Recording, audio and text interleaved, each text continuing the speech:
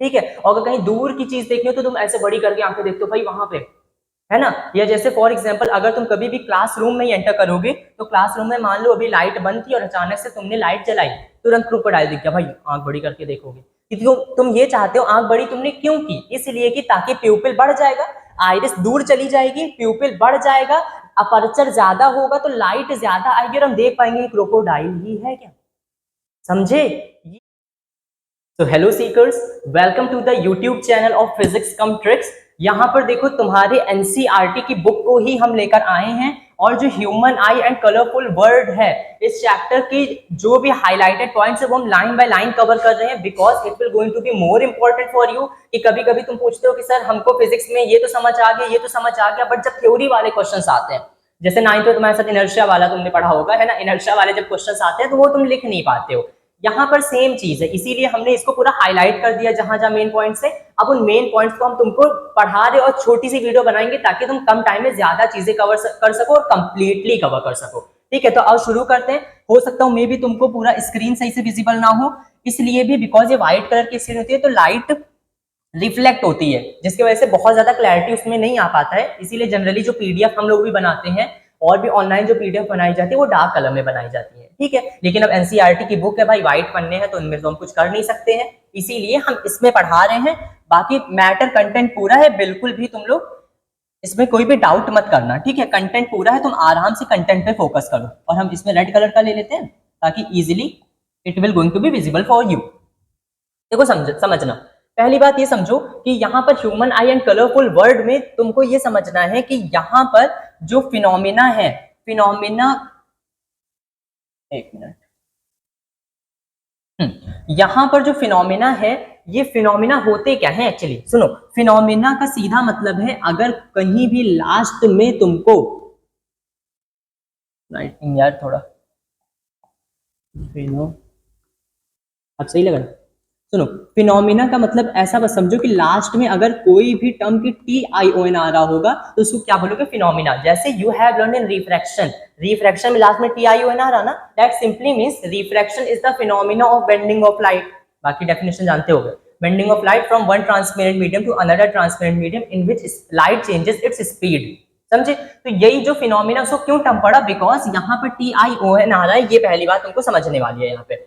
अब देखो ह्यूमन आई की बात करोगे तो ह्यूमन आई के डायग्राम में पहली चीज समझो, देखो डायग्राम जब तुम बनाओगे ना तो यहाँ पर ये लेंस है, ये आंखों का लेंस है, लेंस के आगे वाले पार्ट को बोलोगे एक्वस ह्यूमर, लेंस के बाद वाले पार्ट को बोलोगे विट्रस ह्यूमर। इसमें बच्चे कंफ्यूज होते हैं, तो जब तुम ABCD शुरू करते हो तो पहले ए आता है, ए मतलब आगे क्या होगा, एक्वस ह्यूमर, और बाद में अल्फाबेटिकली वी आता है तो बाद में क्या होगा, विट्रस ह्यूमर। समझ गए, एक्वस ह्यूमर होगा किस चैम्बर में, इस पूरे चैम्बर को बोलते हैं एक्वस चैम्बर। यहाँ जहां जहां एक्वस ह्यूमर मिलेगा इसको बोलोगे एक्वस चैम्बर, और जहां जहां पीछे वाली जेली लाइक स्ट्रक्चर है विट्रस ह्यूमर, वो कहां पे मिलेगा, विट्रस चैम्बर में मिलेगा। बताओ समझ पाए। ठीक है, यहाँ पर ह्यूमन आई की बात अगर तुम करोगे तो ह्यूमन आई में 3 लेयर्स होती हैं आउटर। तो सबसे पहली होती है स्क्लेराइड, देखो कहीं लिखा है, नहीं लिखा है, चलो इधर लिख देते हैं। जो ये आउटर वाली लेयर है इसको बोलते हैं स्क्लेराइड। ठीक है, आउटर मोस्ट लेयर है। उसके बाद बीच में होते हैं कोरोइड, कोरोइड कहीं लिखा है, वो भी नहीं लिखा है। चलिए जो बीच वाली लेयर है इसको बोलते हैं कोरोइड। ठीक है, इधर ही कर देते ताकि तुम आराम से देख पाओगे। रुक जाओ, इधर ही लिख देते। ये सबसे बाहर वाली क्या है, स्क्लेराइड, बीच वाली क्या बोली है, कोरोइड, और अंदर वाली होती है रेटिना। बताओ ये 3 समझ पाए, आउटर मोस्ट स्क्लेराइड, बीच वाली कोरोइड, अंदर वाली रेटिना, इनर मोस्ट रेटिना। ये रेटिना ही होता है जहां पे पूरी की पूरी इमेज बनेगी, और यही रेटिना रिस्पॉन्सिबल होता है कि तुमको क्लियर इमेज दिखाई देगा कि नहीं दिखाई देगा। ठीक है, यहाँ पर देखो हमने 3 डॉट बनाए हैं, यहाँ पर जो ये वाला पार्ट है यहाँ पर रेटिना प्रेजेंट नहीं होता है, इसीलिए इसको बोल, मतलब है तो रेटिना लेकिन यहाँ पर अगर लाइट कभी भी इंटरसेक्ट करेगी तो कोई भी इमेज नहीं बनेगी, इसीलिए इसको बोला जाता है ये क्या है, ब्लाइंड स्पॉट। ब्लाइंड स्पॉट उसी जगह जब तुम बात करोगे जहां पे तुमको बेस्ट विजन दिखाई देगा उसको बोलते हैं येलो स्पॉट। यहाँ पर क्या है, एक स्पॉट होता है जिसको बोलते हैं येलो स्पॉट, येलो स्पॉट। और येलो स्पॉट का दूसरा नाम मैकुला ल्यूटिया होता है, या फोबिया तुमने सुना होगा, नहीं सुना तो कोई बात नहीं, तुम्हारे पेपर में नहीं पूछा जाएगा ये चीज। ठीक, येलो स्पॉट होता है। येलो स्पॉट में जब तुम बात करोगे तो येलो स्पॉट में क्लियर विजन होता है, हाईएस्ट रिजोल्यूशन होता है। अगर यहाँ पे लाइट आएगी और इंटरसेक्ट कहाँ कर गई येलो स्पॉट पे, तो तुमको सबसे बेहतरीन इमेज दिखाई देगी, सबसे क्लियर विजन दिखाई देगा। और अगर तुम्हारे ब्लाइंड स्पॉट पे कभी भी लाइट पड़ती है तो कुछ भी नहीं दिखाई देगा। और ऐसा क्यों नहीं दिखाई देता है? बिकॉज ब्लाइंड स्पॉट से यहाँ पर ये ऐसे नर्व जाती है जिनको ऑप्टिक नर्व बोला जाता है, जो ब्रेन में सिग्नल लेकर जाती है, तुम्हारे आई का ब्रेन तक मतलब कनेक्शन बीच में स्टैब्लिश करने का ये काम कर रही होती है। बताओ इतनी बात समझ में आ गई?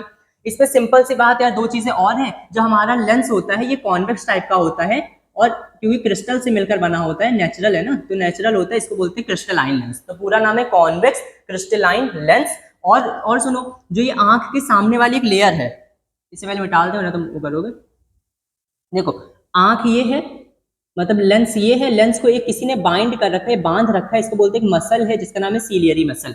ये दिया है कहीं? हाँ दिया है। देखो ये क्या है? Ciliary muscle. बताओ समझे?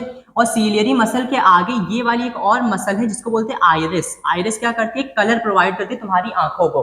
तुमने देखा होगा किसी की आंख ब्लू कलर की है, किसी की आंख ग्रीन कलर की है, किसी की आंख ब्लैक कलर की है। यो सिंपली कलर किसका होता है? आइरिस का होता है। जिसकी आइरिस डार्क कलर की है उसकी आंखें डार्क कलर की जाएंगी, जिसकी आइरिस लाइट कलर की है उसकी आंखें लाइट कलर की जाएंगी। इतना सिंपल है ये।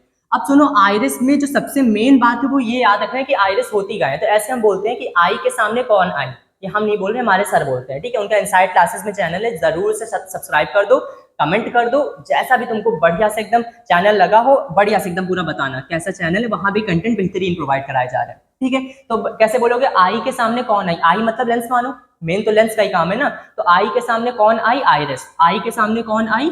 आइरिस। बताओ सिंपल है ना। और आई के सामने आ गई भाई तो कलर भी प्रोवाइड करेगी। कलर कौन प्रोवाइड करेगा? आइरिस प्रोवाइड करेगी, और एक मसल होती है। अब बहुत बच्चे कंफ्यूज होते हैं कि सर ये प्यूपिल एक ऑर्गन है। तो for a kind information here, यहाँ पे ये चीज समझ लो भाई मेरे, कि यहाँ पर ये कोई ऑर्गन नहीं होती, बीच की जगह होती है। जगह मतलब ये आइरिस बीच में कवर करे लेंस को, लेंस के दोनों तरफ से आइरिस, और बीच में जो ये जगह बच रही है ना, इस अपर्चर को क्या बोलते हैं? प्यूपिल। तो प्यूपिल कुछ नहीं है, एक अपर्चर है। प्यूपिल कुछ नहीं है, एक अपर्चर है जहां से लाइट एंटर करेगी और मिलेगी कहां पे? रेटिना पे। रेटिना के येलो स्पॉट पे मिली तो बेस्ट रिजोल्यूशन, ब्लाइंड स्पॉट पे मिली तो नो रिजोल्यूशन। बताओ समझ गए? इतनी बात समझ पाए? यहाँ पर देखो क्या है, iris is a dark muscular diaphragm. अब क्योंकि मसल है तो उसको डायाफ्राम से भी कनेक्ट कर दिया जाता है। मस्कुलर डायाफ्राम है जो कि कंट्रोल करेगा साइज ऑफ प्यूपिल को। भाई कितनी सिंपल बात है। ये बताओ, अगर आइरिस ऐसे लगी है, आइरिस थोड़ी दूर चली गई तो प्यूपिल बढ़ जाएगा। प्यूपिल भी इसी जगह है ना, आइरिस यहाँ है। आइरिस अगर दूर चलेगी तो प्यूपिल बढ़ जाएगा, आइरिस पास आ गई तो प्यूपिल घट जाएगा। अब अगर सर पास दूर क्यों हो रहा है? तो ये इसलिए होता है कि जब तुमको मान लो कोई पास की चीज देखनी होती है तो तुम्हारी आंखें छोटी हो जाती है। ठीक है, और अगर कहीं दूर की चीज देखनी हो तो तुम ऐसे बड़ी करके आंखें देखते हो भाई वहां पे, है ना। या जैसे फॉर एग्जाम्पल अगर तुम कभी भी क्लासरूम में एंटर करोगे तो क्लासरूम में मान लो अभी लाइट बंद थी और अचानक से तुमने लाइट जलाई, तुरंत क्रोकोडाइल दिख गया, भाई आंख बड़ी करके देखोगे। क्योंकि तुम ये चाहते हो आंख बड़ी तुमने क्यों की? इसलिए कि ताकि प्यूपिल बढ़ जाएगा, आइरिस दूर चली जाएगी, प्यूपिल बढ़ जाएगा, अपर्चर ज्यादा होगा तो लाइट ज्यादा आएगी और हम देख पाएंगे क्रोकोडाइल ही है क्या। समझे? ये बात है यहाँ पे। अगर तुमने सुनो, अगर मान लो तुम ऐसे आंख का अपर्चर कम रखते तो लाइट ज्यादा जाती ना, तो तुम पहचान ना पाते क्रोकोडाइल है कि नहीं। समझे? इसीलिए तुम ऐसे आंख कर लेते हो ताकि आइरिस का अपर्चर बढ़ा, प्यूपिल बढ़ा। जैसे ही प्यूपिल बढ़ेगा ज्यादा लाइट अंदर आंखों में जाएगी, ज्यादा क्लियर तुम देख पाओगे। ये पूरा रीजन होता है। ठीक है, तो इसीलिए बोला गया है कि साइज ऑफ प्यूपिल को कंट्रोल करने कौन आएगा? आइरिस आएगी। बहुत इंपॉर्टेंट पॉइंट है, बन सकता है तुम्हारा question. The pupil regulates and controls the amount of light. Pupil ही क्या करती है? अमाउंट ऑफ लाइट को कंट्रोल करेगी। सीधी बात है, प्यूपिल ज्यादा होगी, अपर्चर ज्यादा होगा, ज्यादा लाइट जाएगी। क्रोकोडाइल वाला पूरा एग्जांपल। ठीक है, एंटरिंग द आई। देखो रेटिना क्या होता है? रेटिना के पास कुछ सेल्स होती हैं और उन सेल का नाम है रॉड। रॉड देखो, आर से रॉड, आर से रात, तो रात में देखने में कौन मदद करेगी? रॉड। तो ये नाइट विजन के लिए होता है। नाइट विजन बहुत अच्छा बोलना होता है तो नॉक्टर्नल विजन बोल दिया जाता है नाइट विजन को। और कौन किस में करती है? डे विजन में। दिन में देखने में मदद कौन करेगी? कोन्स, और रात में रॉड्स। इसी वजह से सुनो, कोरॉइड और स्क्लेराइड पे किसी पे क्यों नहीं तुमको दिखाई देता है? इसीलिए क्योंकि वहां पे ये फोटो सेंसिटिव सेल्स नहीं होती है या लाइट सेंसिटिव सेल्स नहीं होती है। ये सेल्स सिर्फ रेटिना में मिल रही है, इसीलिए रेटिना में ये विजन प्रोवाइड होता है। और देखो जो ब्रेन में मैसेज है ना, वो किसके थ्रू जाएगा? ऑप्टिक नर्व के थ्रू। तो जो ब्रेन होगा, इमेज बनेगी रेटिना पे, रेटिना से सिग्नल कौन लेकर जाएगा? Optic nerve. कहाँ पे? ब्रेन पे। और बहुत इंपॉर्टेंट बात एक तुमको बताएं, ये आगे का पॉइंट है, अब यही सुन लो। अगर ये ऑब्जेक्ट तुम ऐसे देख रहे हो, किसका ये ऊपर की तरफ है, तो तुम्हारे रेटिना पे अपोजिट बनेगी, इन्वर्टेड बनेगी, फिर ये ऑप्टिक नर्व वापस मैसेज ब्रेन के पास लेकर जाएगा, फिर ब्रेन सीधा करेगा। मतलब अगर तुम कॉर्निया पढ़ पा रहे हो सीधा सीधा, तो तुम्हारे रेटिना पे कॉर्निया अपोजिट बना होगा, इन्वर्टेड बना होगा, और ये इन्वर्टेड फिर तुम्हारी ऑप्टिक नर्व ले जाएंगे ब्रेन में, फिर वहां पे जाके सीधा हो जाएगा। ये बहुत इंपॉर्टेंट पॉइंट है। ठीक है, इतना ही करेंगे आज। और कोई डाउट हो तो बताना कमेंट सेक्शन में।